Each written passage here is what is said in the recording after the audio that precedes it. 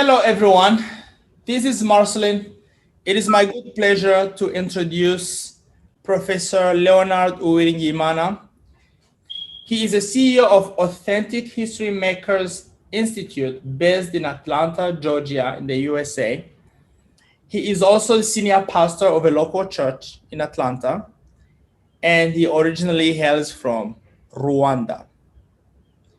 Professor Leonard Uwiringiyimana, welcome. Thank you for having me. Okay, so we have a lot of things to talk about. I'm really excited to have this conversation with you, primarily because of the wisdom and the knowledge that you have, given not only because you are not a young person anymore like me, but because of the because of your background in Rwanda, you have a background in Canada, you have an extensive background in the USA. You are an African, you are an American, and you have traveled the world. You have seen a lot of things.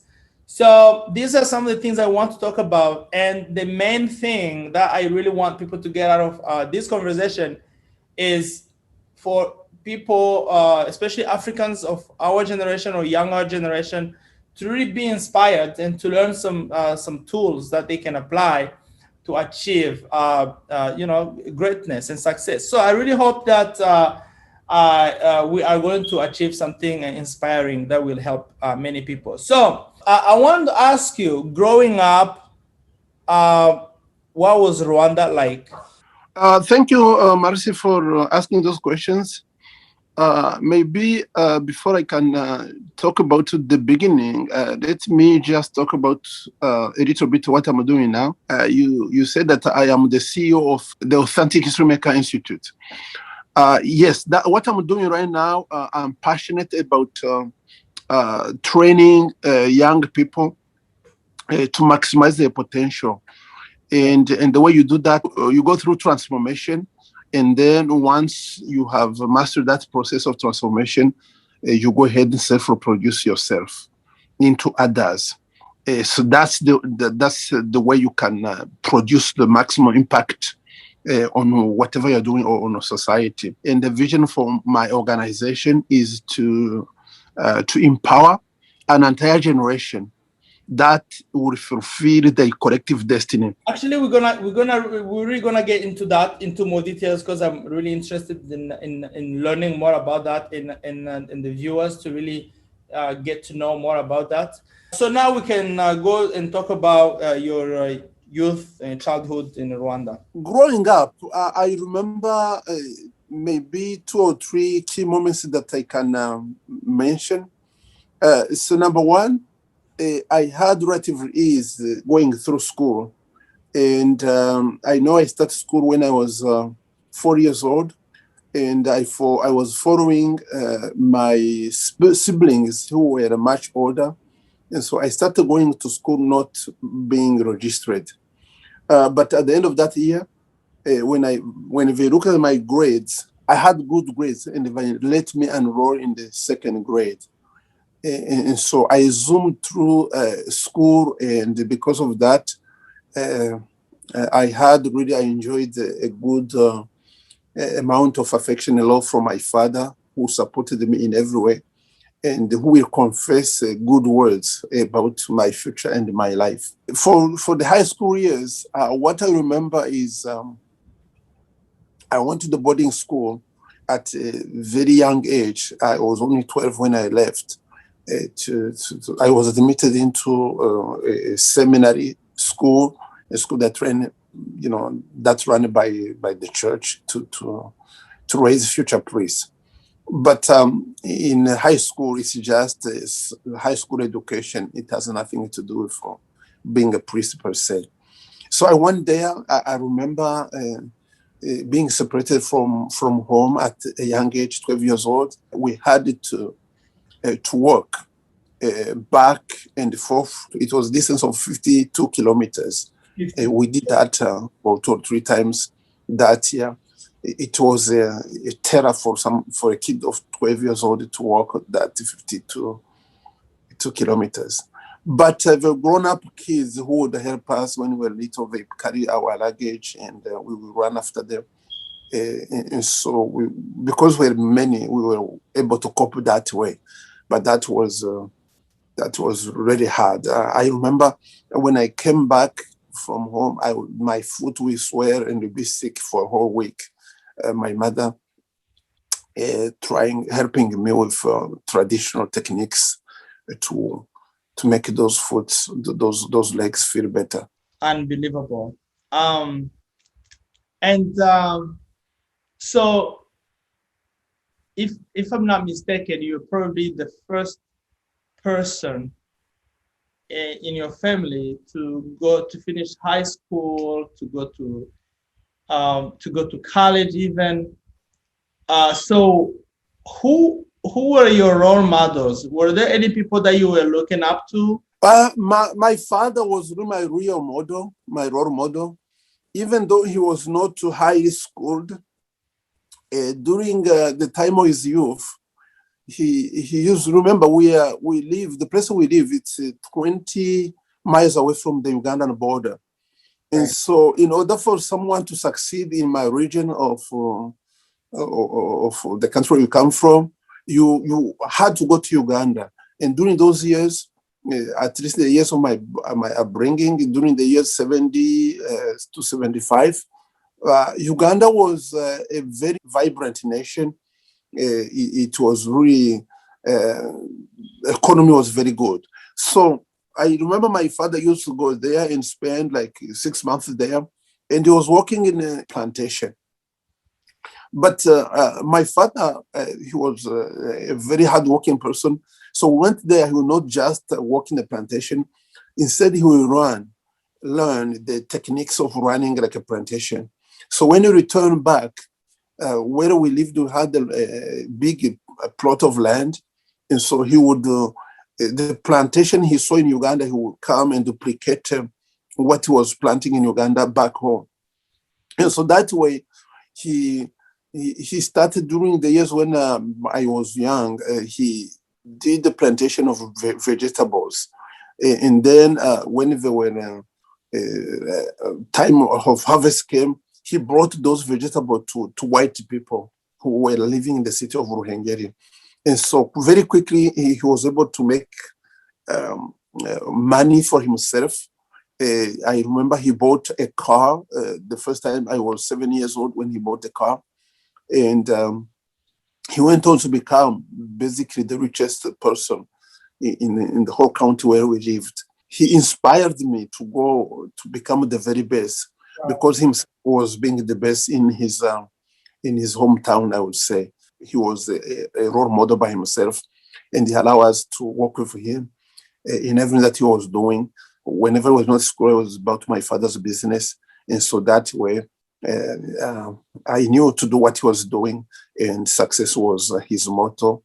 And failing was not an option. You were born at a time when Rwanda was gaining in political independence from colonialism. How were the social dynamics at the time of your growing in Rwanda? Basically, when you are little, you don't necessarily have a sophisticated understanding of what's going on. But as I growing up, the most intense issue as I experienced it was to go to school. We had only very few places available for high school and the college. And so in the whole county, when I was growing up, only 1 or 2 kids would be admitted to high school, from elementary school to go to high school. And so that was very competitive. So very few people could go to high school. And that was really the biggest concern that we had as kids going into school. And so you can see that was very, very, very intense. Also, development-wise, Rwanda, having not really been colonized by Belgium, but it was a country undermined it. The Belgium didn't do much in terms of developing Rwanda. When I was growing up, all the roads that you see today built in Rwanda, I saw them being constructed.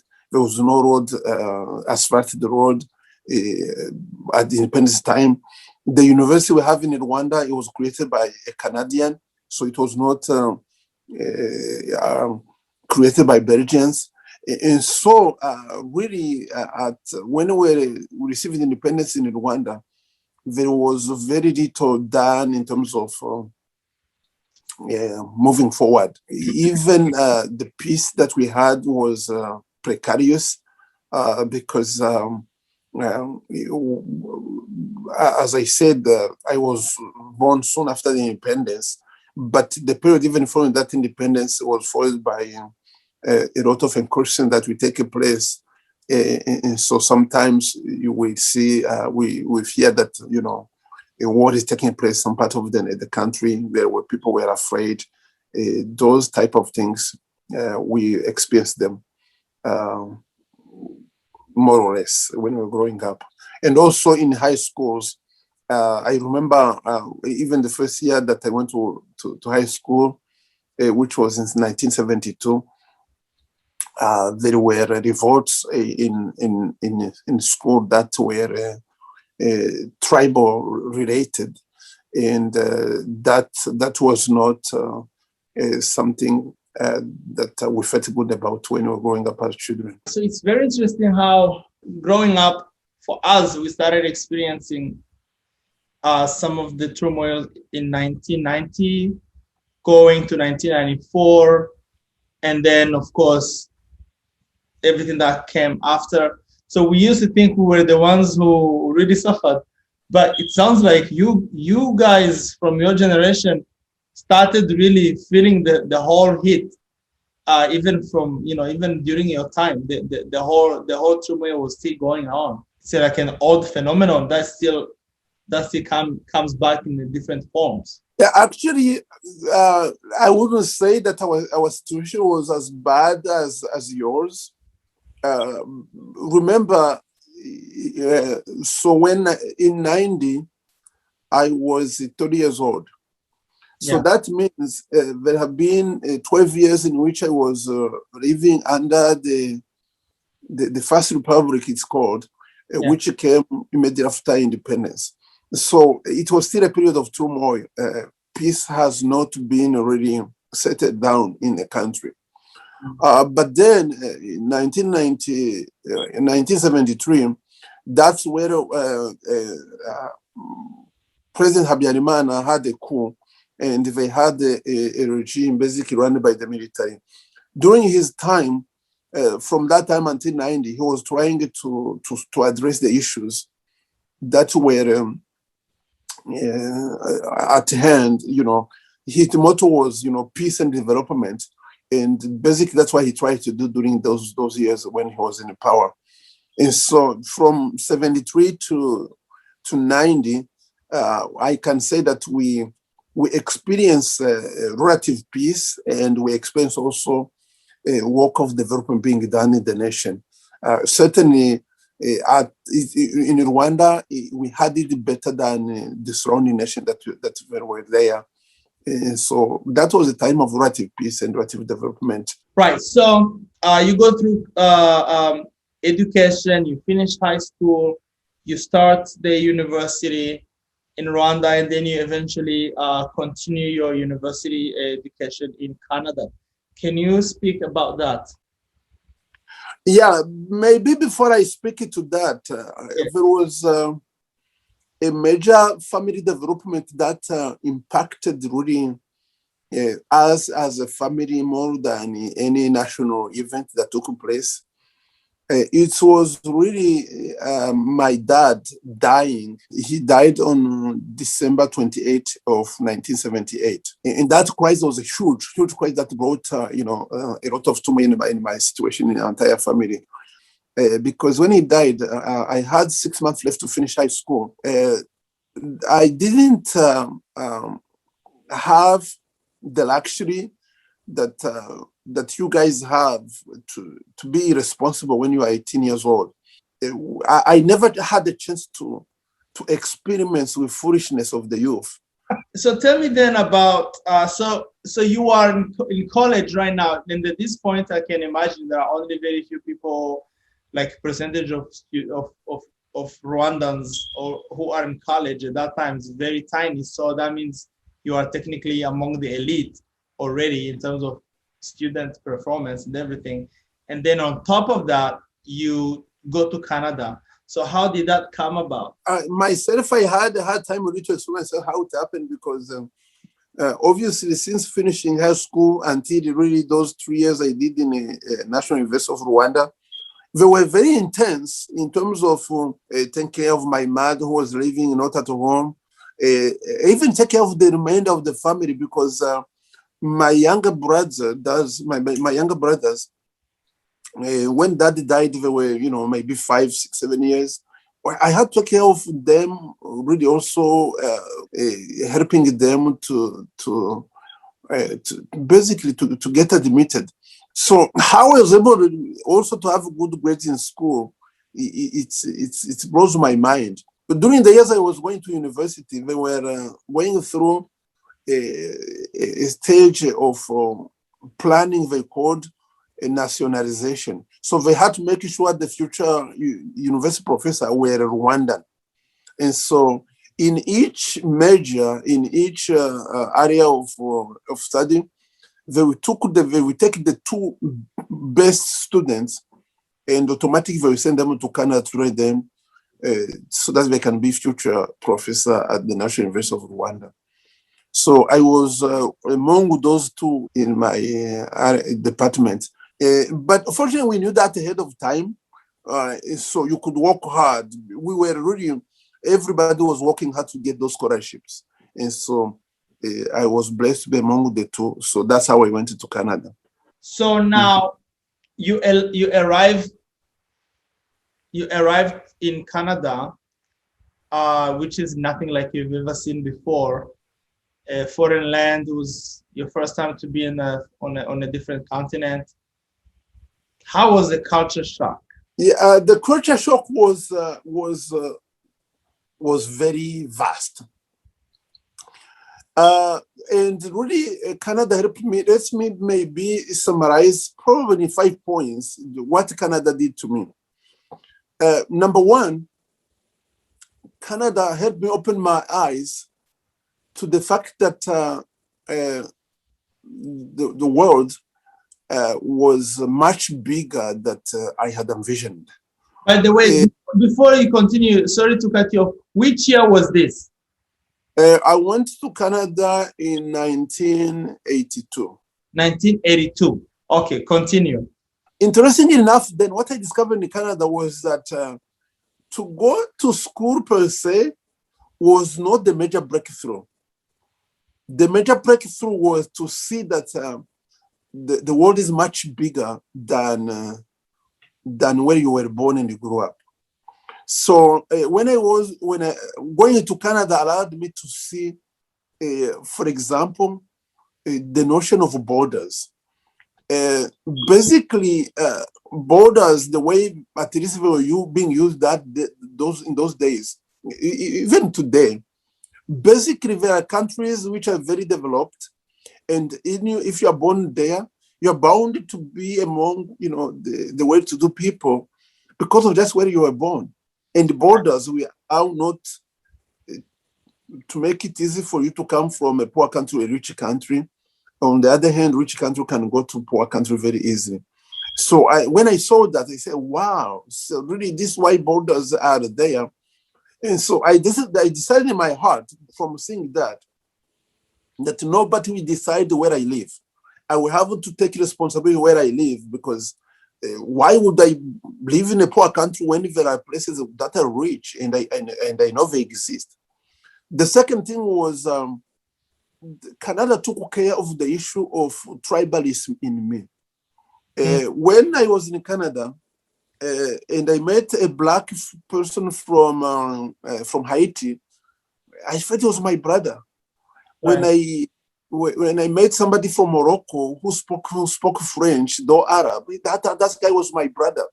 And so the notion of tribe was basically destroyed completely in me.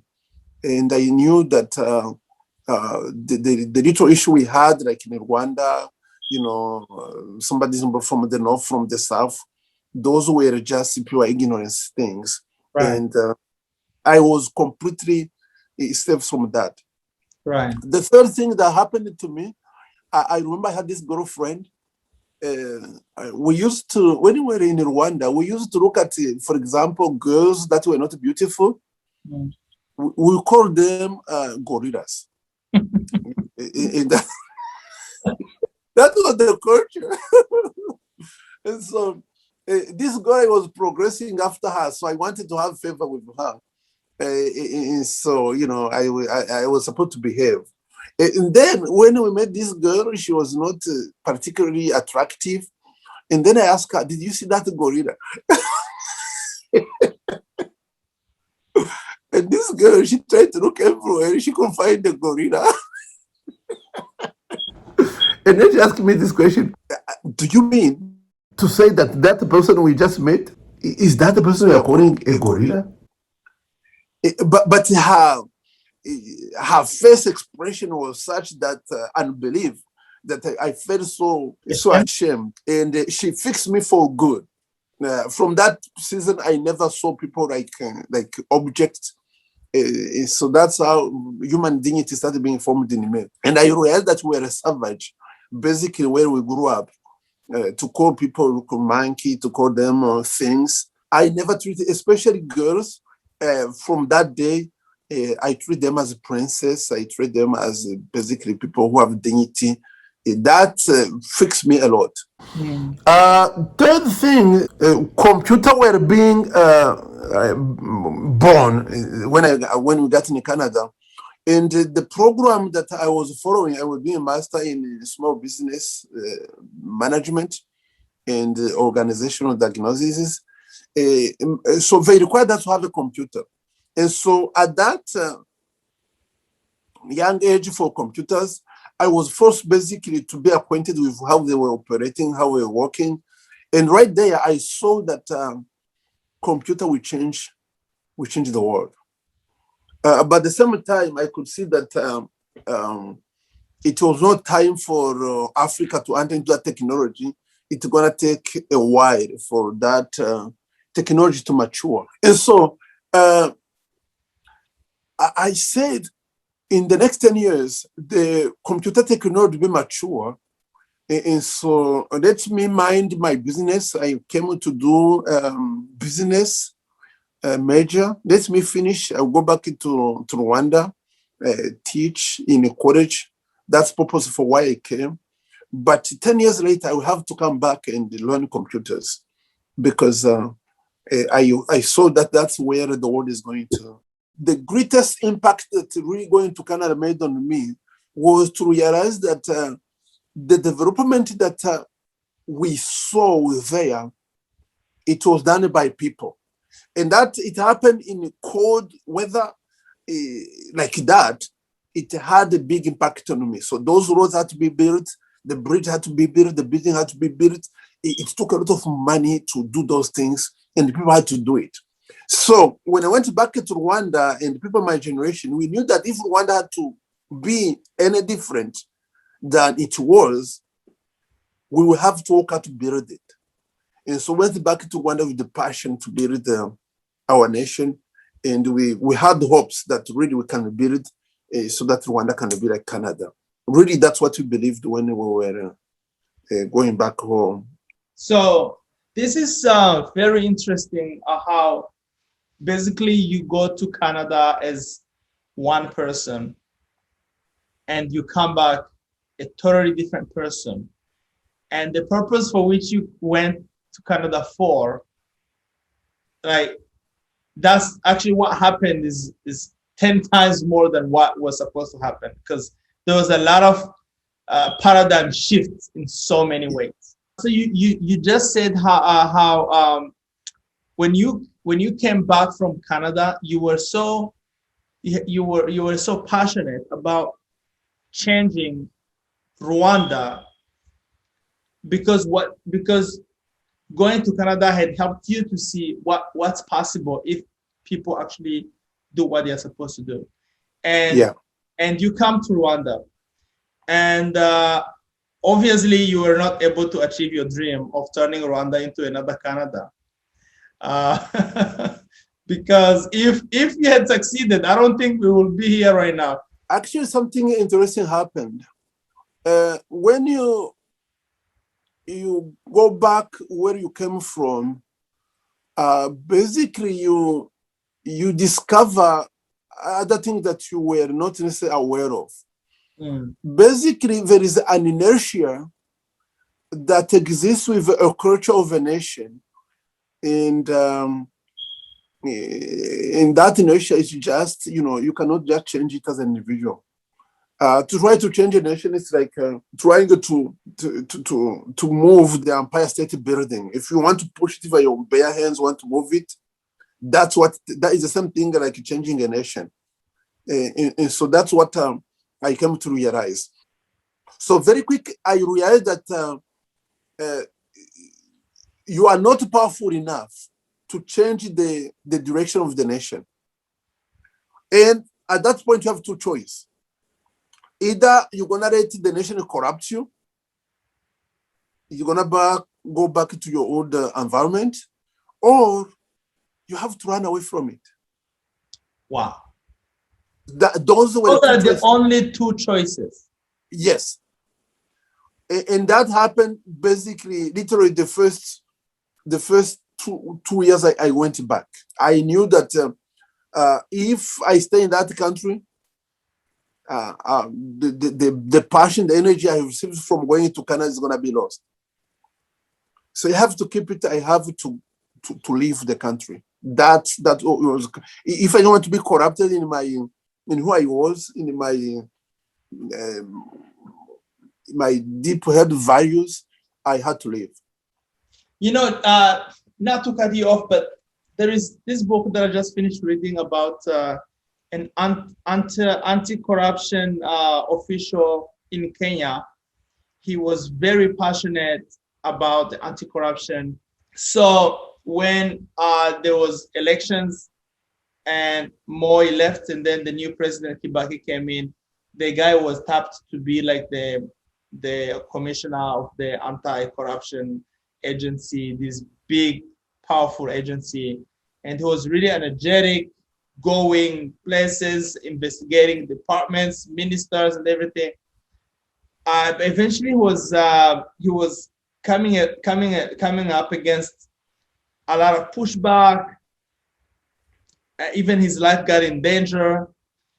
And then some of the ministers, the new ministers who were with him, who were his friends, who were like more like his mentors, they came to him and told him, look, this money that is being stolen, we are the ones who are stealing it.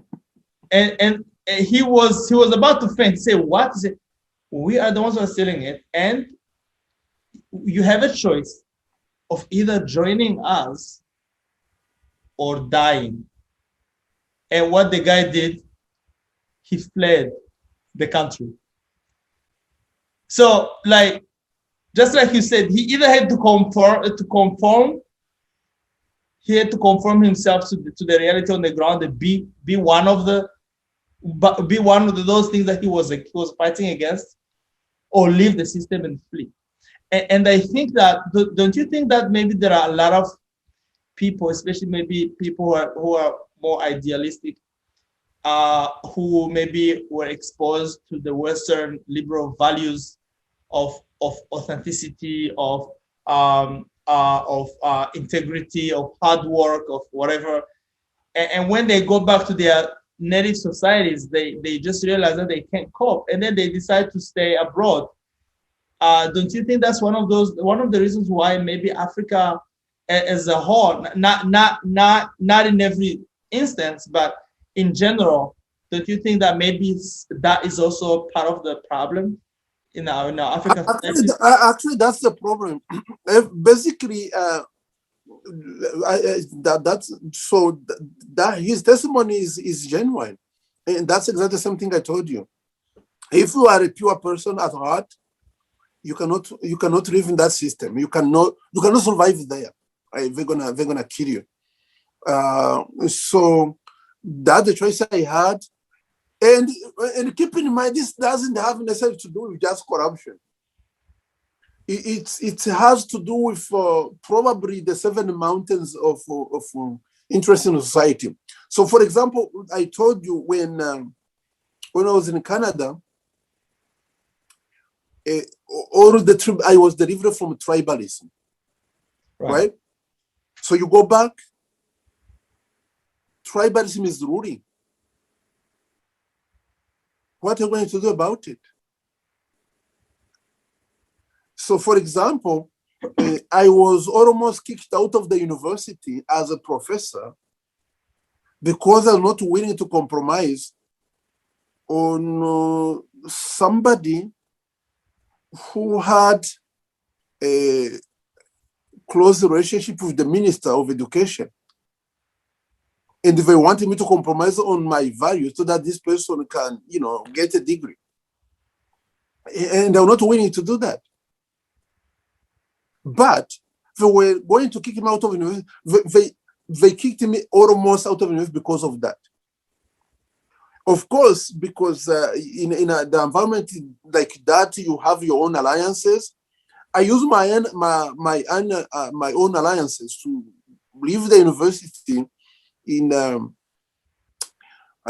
decent way. But in the place where I went, remember I became a director of the Society of Matches.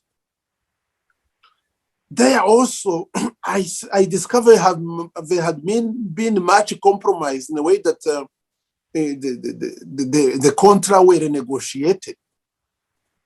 I exposed them to my minister, and guess what? Before a year, they kicked me out of that place.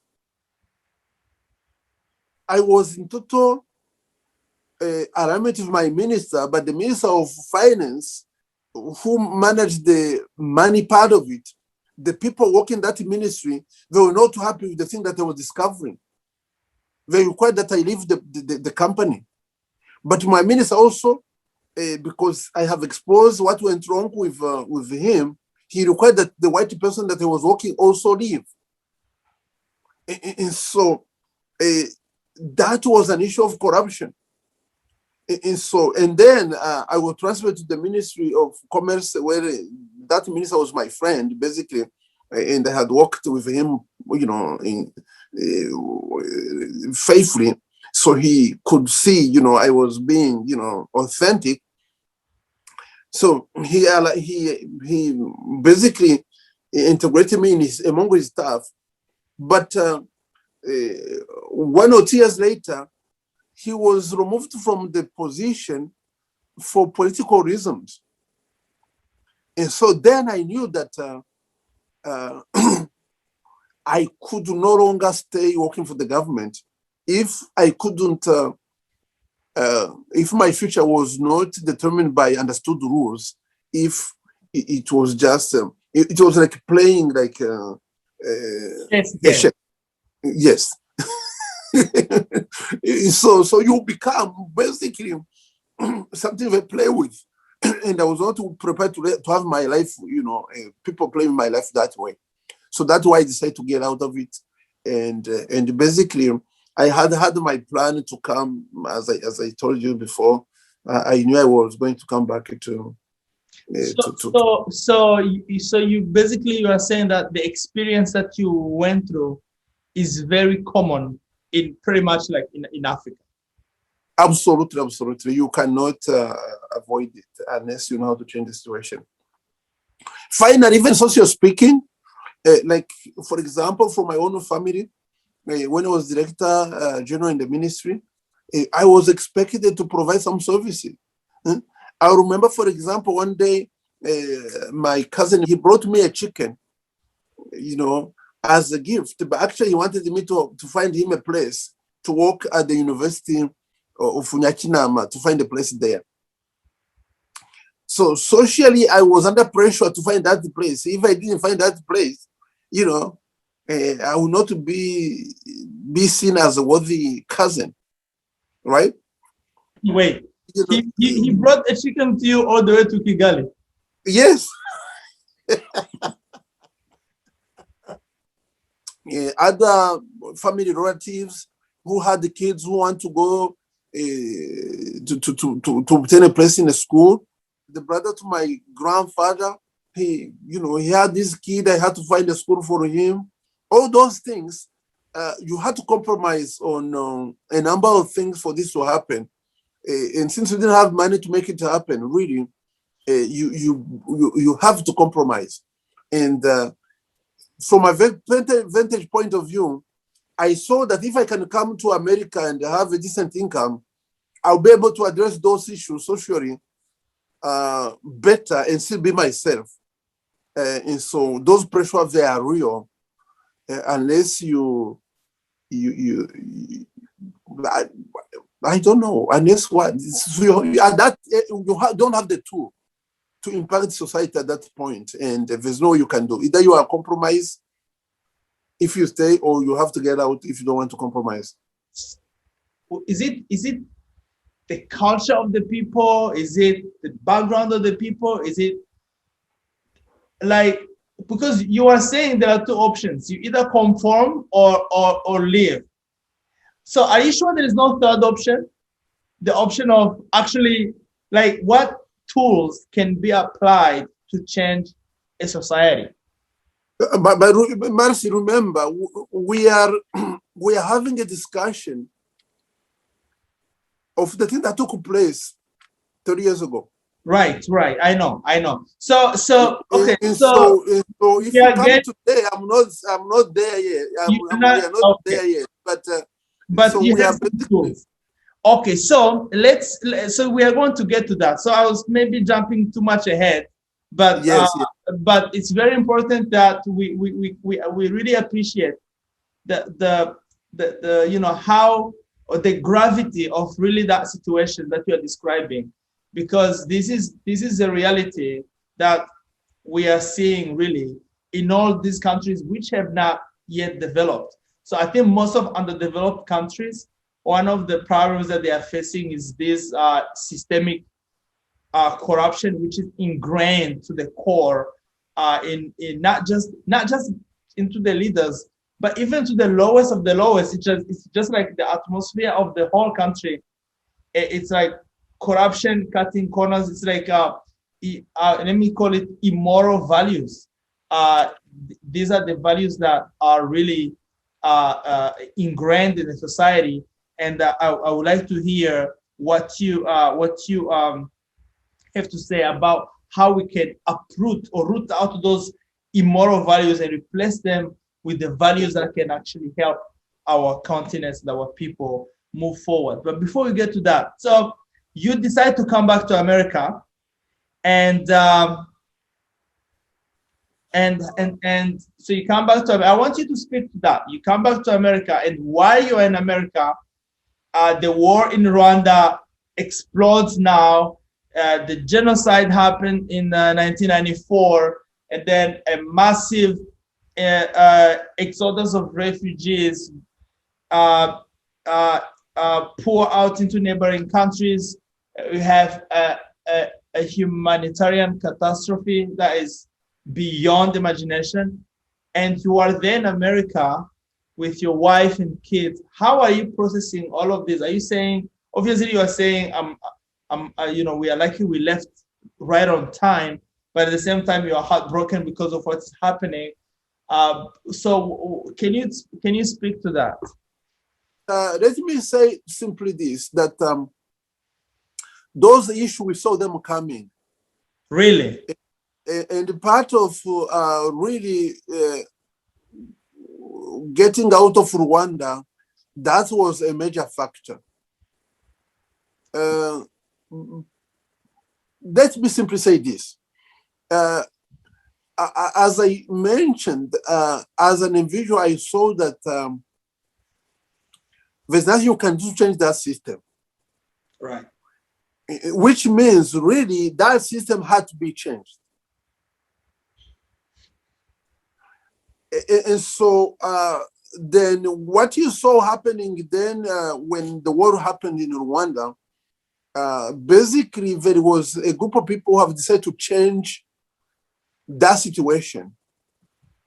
But personally, I knew in my heart of heart, and from that experience I had from Canada, that was not the way to change things. Remember, when I was in Canada, I discovered that somebody who is from Haiti is my brother. So when I was back in Rwanda, I knew that all these Black folks, basically we are brothers, we are related. And so if you're going to then solve issues that are real, and you come killing people, basically you are not making things better, you are making them worse. So in the short term, it's my best solution, but the hatred and the animosity you're going to create, it may take you forever to address them. So I knew that was the wrong thing to do. But again, since I am not that powerful and there is nothing I can do about it, really what I have to do is to save my skin and to save my family, basically from that situation. And if all my friends during those seasons, remember being, having gone to school to Canada, having been a professor at university, the possibility of promotion were immense in Rwanda. If I had managed to become a minister, it was something easy to do. As a matter of fact, I turned down those offers because I didn't want to stay in that place. And if you were my friend, I told you in private that really, you have to leave this place when city time, because otherwise, when a volcano is going to explode, I don't know if you're going to survive it. And so that conversation I was having my friend, but a lot of my friends were saying, I was basically so blessed and I was not taking advantage of the opportunity that exists for me. That was the conversation that I was having. But I said, if I had my motive, I knew that if I came back, I would pursue computers. I knew that I would save my family from the imminent danger. I knew that I would have control over my future and not to be under anybody's control. So I came. Now, when the country collapsed, obviously, it affects you in a way that are deeper than you can imagine, because your country is something you love. It's like you are completely, demised, basically. As a matter of fact, as I had come to do computers and I have just finished my master and I want to pursue with a PhD, but I couldn't focus on a computer given the humanitarian that was taking place. Why do you focus on a computer if somebody is dying or if somebody needs help? You have to do something about it. So basically, I hit really a core crisis in terms of, what am I pursuing in life? What's the heck? What does it help me if I gain the whole world, but my people are dying, are perishing? So I had that kind of crisis. So that's why I did everything that I could to try to help people from where they were. And even particularly, I got a little bit involved by creating a mailing list because I was, among the people who knew computer possibilities more than anybody else. And so I made available to the people who were from Rwanda a forum where we could discuss those things. But again, because I was not committed to any tribe, I made it public to everybody, and it solves its utility for a little bit of time. But then I had to let it go and do some other things. Basically, during that season, there are two major things that happened to me.